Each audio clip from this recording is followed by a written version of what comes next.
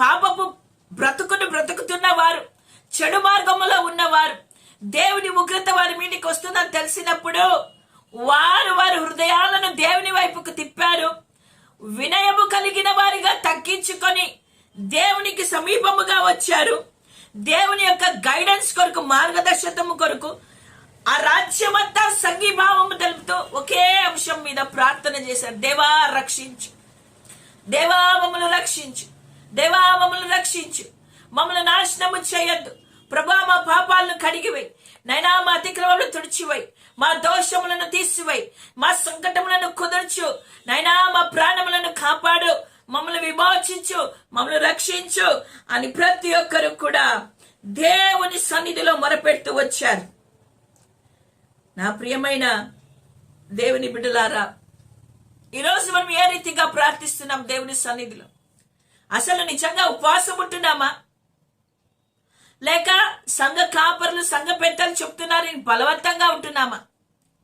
నీ ముందున్న సమస్యకు పరిష్కారము కావాలంటే మామూలు ప్రార్థన చేస్తే కాదు, కానీ ఉపవాసం ఉండి దేవుని సన్నిధిలో మొరపెట్టేవారిగా ఉండాలి. ఈరోజు నీ కుటుంబంలో ఎంతో మంది రక్షణ లేక ఉంటున్నారు, పాపంలా ఉంటున్నారు, అపవిత్రతలా ఉంటున్నారు, బలహీనతల్లో ఉంటున్నారు, చెడు మార్గంలో నడుస్తూ ఉన్నారు. అట్టి వారి రక్షణ నిమిత్తమై కుటుంబం అంతా కలిసి దేవుని సన్నిధిలో కూర్చొని దేవుని యొక్క సహాయము కొరకు ఉపవాసం ఉండి ప్రార్థన చేయాలి. నినివే పట్టణమంతా ఒకే సబ్జెక్ట్, ఒకే టాపిక్, రక్షణ రక్షణ రక్షణ. ఈరోజు నీ కుటుంబంలో రక్షణ లేని వారు ఎంతో మంది ఉన్నారు. మరి ఎంత బాధ్యతగా నువ్వు ప్రార్థన చేస్తూ ఉంటున్నావు? రక్షణ కొరకు నువ్వు ప్రార్థన చేస్తుంటున్నావా?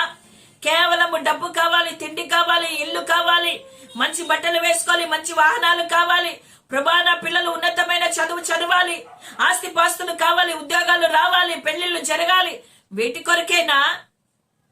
లేక నీ కుటుంబంలో రక్షణ లేని వారికి రక్షణ కావాలని ఉపవాసముని నువ్వు ప్రార్థన చేయగలుగుతూ ఉంటున్నావా?